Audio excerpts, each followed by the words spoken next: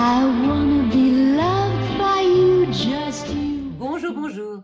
Je poursuis mon aventure new-yorkaise et je vous emmène cette fois-ci vous refaire une beauté dans l'endroit le plus chic de la ville. Jenny et Barbara nous avaient donc invité, ma mère et moi, pour une journée de détente au sein de leur institut de beauté, situé aussi sur la 5e avenue, à quelques blocs de leur appartement. Lorsque nous y arrivâmes le lendemain matin, après la journée éprouvante que nous avions vécue la veille avec mon kidnapping, il nous sembla entrer au paradis de la femme. L'Institut étalait sa blancheur immaculée et son luxe insensé sur 4 étages, où tout n'était que moquette épaisse dans laquelle on s'enfonçait, canapé moelleux dont on ne voulait plus sortir, peignoir d'une douceur inouïe, miroir et jeux de lumière qui vous faisaient un teint de pêche et une silhouette de rêve. Bref, un hymne à la beauté et au bien-être de la femme. Il n'existait rien de comparable à ce genre d'établissement à Paris et j'étais très admirative des deux sœurs qui, venant d'une famille modeste de fermiers d'Arkansas, avaient eu l'idée dès leur adolescence de venir tenter leur chance à New York en créant un endroit unique, dédié à la beauté et qui ferait accourir les femmes du monde entier. Avant de rencontrer puis d'épouser mes cousins, elles avaient déjà ouvert un plus petit institut et avaient eu la chance de croiser la route d'une bonne fée, Mrs. Wilde, une veuve très fortunée qui avait cru à leur projet et était devenue leur partenaire financier et leur soutien sans faille depuis le début de leur aventure. Le succès avait été tel dans le petit institut que les 3 femmes avaient décidé de voir beaucoup plus grand et les listes d'attente de clientes se battant pour venir dans ce nouveau lieu leur avaient donné raison. 80 jeunes femmes, toutes de rose vêtues, officiaient dans ce temple et Jenny et Barbara prêtaient une grande attention au bien-être de leurs employés. Elles avaient même eu l'idée fabuleuse de créer une pouponnière au dernier étage de l'institut, de manière à ce que les jeunes femmes qui étaient mamans puissent venir travailler avec leurs enfants en bas âge, ce qui leur procurait un grand confort moral. Après avoir visité tous les recoins de cet extraordinaire sanctuaire de la beauté, nous fûmes prises en main par 2 hôtesses adorables et, une fois nos peignoirs enfilés, la journée de douces tortures et de pur plaisir put commencer. Je débutai par un massage du visage, suivi par un enveloppement d'algues, ce qui me donnait la sensation d'être un rouleau de printemps, spécialité chinoise que j'avais découverte dans un restaurant du quartier asiatique quelques jours auparavant. J'enchaînais par une séance de jet d'eau à grande puissance, censée améliorer la circulation sanguine, et enfin je terminais par l'application d'une crème anti-rides à la rose, qui se faisait dans une salle humide et pleine de vapeur, facilitant la pénétration de la dite crème. Après cette matinée harassante, nous avions le droit de déjeuner de 2 feuilles de salade et d'un bouillon de poule, youpi, avant d'être remis entre les mains du roi de New York, le dénommé Igor, coiffeur de ces dames, capable de faire de vous la reine de la soirée ou pas, selon son humeur du jour. Jenny et Barbara nous dirent qu'il se prétendait être un prince russe en exil, mais comme à New York dans ces années-là, vous pouviez vous inventer une biographie en or massif sans sourciller, elle n'était sûre de rien le concernant. Sauf d'une chose, le fameux Igor, grâce à l'assurance qu'il dégageait, à sa prestance et à son coup de ciseau, avait réussi en quelques années à être le coiffeur attitré des plus grandes stars. Et s'il n'avait pas cédé au pont d'or que lui offrait Hollywood, c'était seulement pour rester près de celui qu'il aimait, un comédien de théâtre qui méprisait le cinéma et la côte ouest en général et ne jurait que par New York et les pièces qu'on appelait déjà avant-gardistes. Pour se faire coiffer par Igor, il fallait prendre rendez-vous des semaines à l'avance et la plupart du temps, il fallait se contenter d'un de ses assistants. Tous très jolis garçons, pleins de bonne volonté, mais bien loin de la patte géniale du maître. Lorsque ma mère et moi, un peu intimidés, arrivâmes dans le salon de coiffure, dont la coupole était aussi haute que celle des Galeries Lafayette à Paris, Igor était en train de créer une coiffure spectaculaire sur une rousse plus que pulpeuse, femme d'un magnat du pétrole, nous dit-on, qui parlait et riait si fort qu'elle parvenait à couvrir le bruit des 50 sèches-cheveux en action.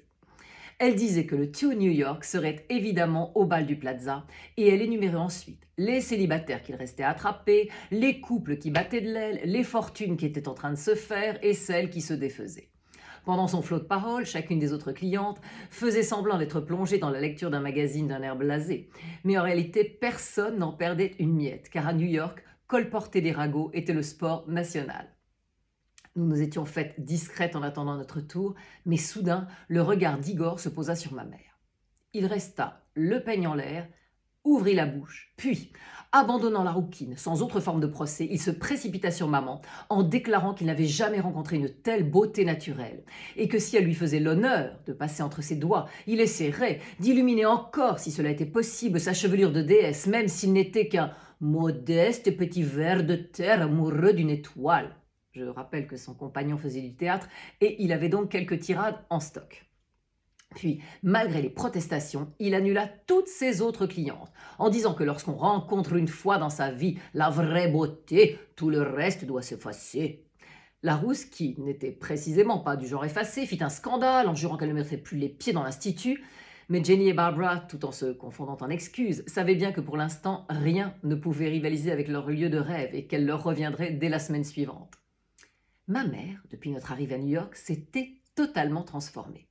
Elle souriait, chantait, dansait du matin au soir, comme si le couvercle qui avait été posé sur sa vie depuis le début de la guerre 9 ans auparavant s'était enfin soulevé et qu'elle avait pris une immense respiration. Elle riait donc comme une gamine lorsqu'Igor lui proposa de lui couper les cheveux à la garçonne et elle accepta avec enthousiasme. Le résultat fut évidemment spectaculaire.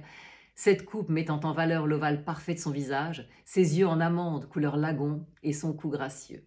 J'étais fière de ma mère et tellement heureuse pour elle de la voir enfin joyeuse après toutes ces années de tristesse. Je savais bien qu'elle n'oubliait pas mon père, mais elle se donnait enfin le droit de vivre.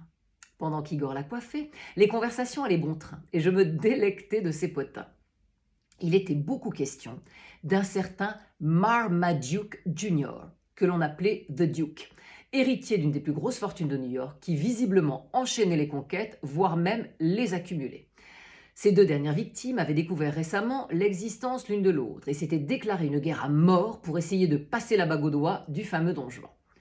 Tout le monde craignait, et bien sûr espérait, un esclandre le soir même au bal du Plaza. Après que ma mère, solaire et rayonnante, en eut terminé avec Igor, ce dernier consentit à me coiffer puisque j'étais la fille de la déesse. En revanche, je refusai de lui céder pour une coupe à la garçonne car Max adorait mes cheveux longs. Et je me rappelais encore les fois où, jouant avec eux entre ses doigts, il m'avait fait promettre de ne jamais les couper. Et comme de surcroît, je n'étais pas du tout certaine que cette coupe si particulière aille à mon visage, je restai ferme malgré les grognements d'Igor qui me fit tout de même une coiffure somptueuse. Après cette touche finale, nous étions prêtes à rentrer à l'appartement pour nous habiller pour la soirée. Mais alors que nous passions devant les cabines de bain de boue, nous entendîmes des hurlements, des bruits de claques et des insultes qui, en temps normal, n'auraient jamais dû franchir les lèvres de femmes du monde. Aussitôt, une nuée d'hôtesses en rose se précipitèrent et nous fûmes entraînés avec elles à l'intérieur de la cabine. Et là, le spectacle auquel nous assistâmes était digne des plus grands combats de catch, mais au féminin et dans la boue. Deux créatures, nues et couvertes d'une substance marronasse et gluante faite à base d'algues, s'empoignaient comme des charretiers en vociférant. « Marmaduke est à moi, il m'aime, tu ne me le prendras pas, espèce de traînée !»« Je l'ai eu la première, tu me l'as volée, sale garce, mais je vais te défigurer, et là, crois-moi, The Duke ne te regardera plus, mocheté !» Tout ça en anglais, bien évidemment. Et de s'empoigner par ce qu'elle pouvait attraper. Cependant, la boue rendant toute prise totalement glissante, et donc assez inefficace, cela décuplait leur fureur. Nous essayions toutes d'intervenir et reçûmes en remerciement des giclées de boue dans la figure et des coups de poing qui avaient manqué leur destinataire. Au bout de 10 minutes, la cabine était devenue un champ de bataille immonde, couvert de boue, du sol au plafond. Jenny et Barbara arrivèrent à ce moment-là, et leurs origines campagnardes qui leur avaient fait connaître les combats dans la boue avec les garçons du village leur furent très utiles. En 3 secondes, chacune d'elles attrapa une des combattantes par les cheveux et la força à sortir de la piscine de boue. Ensuite, elles leur firent un tel sermon sur leur attitude et la honte de se conduire ainsi que les deux ennemies, qui ressemblaient à 2 baleines engluées dans la vase, se tinrent coites et recroquevillées comme 2 petites filles prises en faute. Jenny leur dit que, bien entendu, la remise en état de la cabine se ferait à leurs frais et que leur présence dans cet établissement ne serait plus souhaitée pendant quelques mois. J'étais vraiment admirative de cette autorité naturelle qui fonctionna parfaitement avec les 2 femmes qui, après une bonne douche, furent reconduites à la porte de l'établissement duquel elles partirent penaudes, chacune d'un côté sans se retourner. Après nous être également débarrassés de toute la boue que nous avions reçue, nous terminâmes cet après-midi mouvementé autour d'une tasse de thé, avec Jenny, Barbara et les hôtesses qui étaient intervenues, et nous riions à gorge déployée en revoyant la scène avec les 2 mégères. Il fut ensuite temps de rentrer afin de nous préparer pour cette fameuse soirée, et nous avions hâte de rencontrer le tout New York. Le thème du bal était masculin, féminin, sans plus de précision. Cette appellation nous donna quelques idées. Et lorsque nous arrivâmes au Plaza quelques heures plus tard, en compagnie de Jenny, Barbara et mes cousins, nous fîmes, ma mère et moi, une entrée qui, je dois le dire modestement, fit son petit effet. Ce que j'ignorais, c'est qu'une fois de plus, le destin allait s'amuser avec moi. Spangled gowns upon the bevy of high browns from down the levee, all misfits. Putting on the Et Archie, vous trouvez ma tenue excitante? Et vous voulez voir ce qu'il y a sous mon smoking? Enfin, un peu de tenue, il y a du monde tout de même.